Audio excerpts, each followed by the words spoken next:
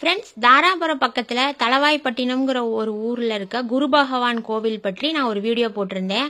அந்த வீடியோ பாத்தீங்கன்னா இன்ஸ்டாகிராம்ல 85,000க்கு மேல வியூ போயிட்டு இருக்கு. இன்னும் அதுல வந்த கமெண்ட்ல பெரும்பாலான பேர் அதுல கமெண்ட்ல என்ன சொல்லியிருந்தாங்கன்னு பாத்தீங்கன்னா, இந்த கோயிலை பத்தி டீட்டெயில்டு வீடியோ போடுங்க, எப்படி போறதுன்னு, பஸ் ரூட் சொல்லுங்கன்னு கேட்டிருந்தாங்க. அதனால திருப்பி இந்த கோயிலை பத்தி நான் டீட்டெயிலா உங்களுக்கு சொல்றேன். அது மட்டும் இல்ல, கோயில் பற்றிய வரலாற இந்த ஊர்க்காரர் ஒருத்தர் சொல்லியிருக்காரு. வீடியோ ஃபுல்லா ஸ்கிப் பண்ணாம பாருங்க, உங்களுக்கு தேவையான தகவல் ஏதாவது கிடைக்கலாம். வாங்க வீடியோக்குள்ள போகலாம். முதல்ல பழனியில இருந்து பஸ்ஸில் செல்லும் முறை பார்க்கலாம். பழனி பஸ் ஸ்டாண்ட்ல இருந்து கவர்மெண்ட் பஸ் ப்ளூ கலர் வண்டி 414 காலையில 6:10க்கு திருப்பூர் வண்டி போகுது. அந்த திருப்பூர் வண்டி எப்படி போகுதுன்னா, மடத்துக்குளம் கனியூர் வழியா போகிற திருப்பூர் வண்டி ப்ளூ கலர் பஸ்ஸு. இது தளவாய்ப்பட்டினம் அந்த ஆர்ச்சுக்கிட்டே நம்மளை இறக்கி விட்டுருவாங்க. அங்கேருந்து கோவிலுக்கு போகிறது ரொம்ப ஈஸி.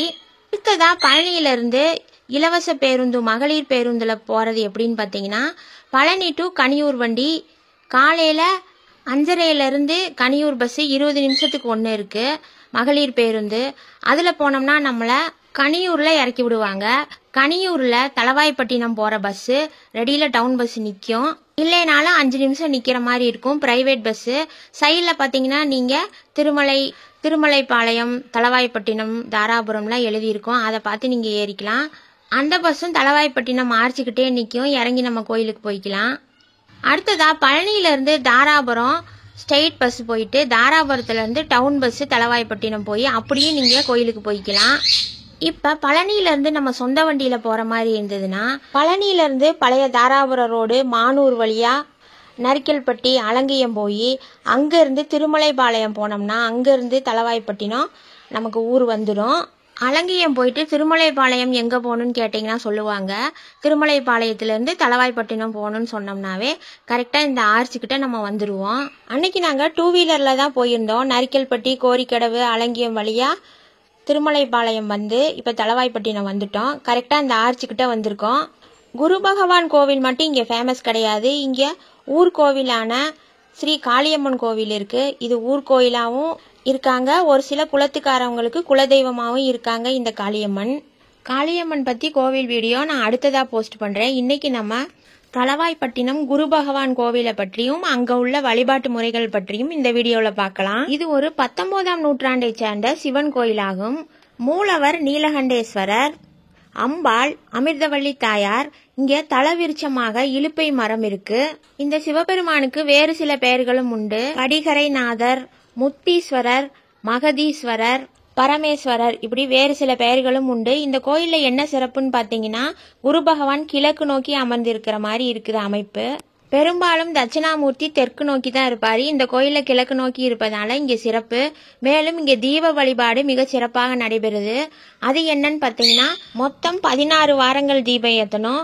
முதல் வாரம் 1, 2வது வாரம் 2, 3வது வாரம் 3, அப்படி நம்ம எத்தனை தீபம் ஏற்றுறோமோ 2+1, 2+2, 2+3, இப்படி 16 வாரங்கள் தீபம் ஏற்றணும். அதாவது என்ன 16 வார கணக்கு நீங்க சொல்லப்படுதுன்னா, குருவின் பார்வை ஒவ்வொரு ஜாதகத்திலும் குரு பகவான் 16 வருடம் திசை ஆட்சியில் இருப்பாரு. அதன் அடிப்படையில் இங்க 16 வாரம் தீபம் ஏற்றப்படுது.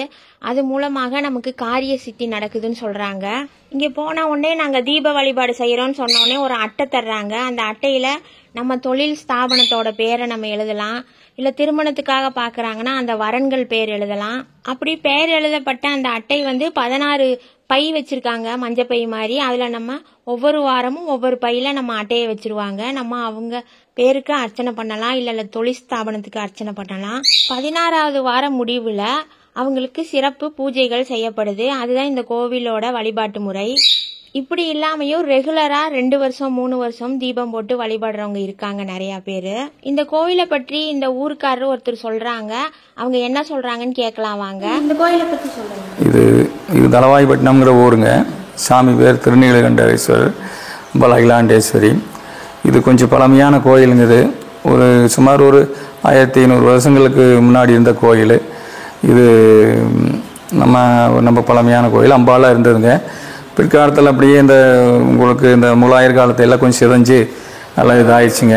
அப்புறம் கொஞ்சம் அந்த இப்போ இருக்கிற கோயில் தான் பழைய கோயிலாக இருந்தது. இப்போ இதெல்லாம் ஒரு 7 கிராமத்துக்கு சேர்ந்த கோயிலுங்க. இது இதெல்லாம் இந்த சுற்றி இருக்கிற 70 கிராமத்து கோயில். இதுக்கு சோழர் காலத்துலேயும் இந்த செப்பனிடப்பட்டுருக்குது, பாண்டியர் காலத்துலேயும் செப்பனிடப்பட்டுக்கிறாங்க, பிற்கால சேர காலத்துலேயும் வந்து இங்கெல்லாம் செப்பனிட்டுருக்குறாங்க. அப்புறம் இது பழமையான கோயிலாகனால இந்த முகலாயர் காலத்தில் கொஞ்சம் செதஞ்சு போச்சு. இப்போ இந்த அப்படியே இருந்திருக்குது. இங்கே அம்பாளுக்கு முக்கியத்துவம் கொடுத்து காளியா தேவின்னு சொல்லி காளி அம்மாளுக்கு முக்கியத்துவம் கொடுத்து வழிபட்டு இருந்துக்கிறாங்க. கிராம தேவதை அது. அப்புறம் சிவன் கோயில் இங்கே இருந்திருக்குது. இதனோட கொஞ்சம் அந்த ஒரு நம்ம ஒரு விழிப்புணர்வு இல்லாமல் அதை எல்லாம் பண்ணிட்டு இதை பண்ணாமல் அப்படியே சிதஞ்ச நிலையில் இருந்தது. அப்புறம் நாங்கள் தளவாய்ப்பட்டினம் நம்ம சொந்த ஊர் எங்கள் ஊருங்க, இப்போ தாராளத்தில் இருக்கிறோம். முதல்ல ரொம்ப பழுதஞ்சு கிடந்தது. 21 ஆண்டுகள் வந்து இங்கே நாங்கள் மகா சிவராத்திரி விழா நாங்கள் பண்ணணும் எங்கள் சொந்த செலவில். ஆமாம், இங்கே இது 21 ஆண்டுகள் மகா சிவராத்திரி விழா 4 காலம் வந்து எங்கள் அப்பா நான் எல்லாம் வந்து சேர்ந்து சும்மா யாருமே வராமல் இருந்தாங்க. காளியாத்த கோயிலுக்கு வந்துட்டு யாரும் வரமாட்டாங்க. அப்போ இங்கே வந்து அந்த மகா சிவராத்திரி விழா 21 ஆண்டுகள் பண்ணால் அதுக்கு பின்னாடி அப்போ இங்கே ஏதோ சிவாலயம் சொல்லி போட்டு எல்லாம் 4 காலம் இரவு தங்கியிருப்போம். தாராளத்துலேருந்து இங்கே வந்து தங்கியிருந்து 4 காலம் விழாவெல்லாம் பண்ணுவோம். அப்புறம் இப்போ கொஞ்சம் நிறுத்திட்டாது. அப்புறம் அங்கே பண்ணி அதுக்கு பின்னாடி கொஞ்சம் ஒரு சிவாலயம் இருக்குது எல்லாம் சொல்லி மக்களுக்கு தெரிஞ்சது. அப்புறம் கொஞ்சம் வர ஆரம்பித்தாங்க. வர ஆரம்பிச்சு இப்போ வழிபாடு நடக்குதுங்க. வழிபாடு நடந்து கொஞ்சம் நடந்துகிட்டு இருந்தது. இப்போ சரி கோயிலில் கொஞ்சம் புதுப்பிக்கலான்னு சொல்லிட்டு இப்போ அங்கேருந்து சாமி எடுத்துட்டு பாலாலயம் பண்ணிக்கிறாங்க. இன்னும் கோயில் கட்டுறதுக்கு உண்டான வழிமுறைகளை செஞ்சுக்கிட்டு இருக்கிறாங்க. 70 கிராமத்து தலைவர்கள்லாம் செஞ்சுட்டு இருக்கிறாங்க. இது வசூலும் பண்ணிகிட்டு இருக்கிறாங்க. நாங்களும் ஒரு முதல்ல ஒரு 75,000 ரூபா கோயிலுக்கு நன்கொடை கொடுத்தோம்.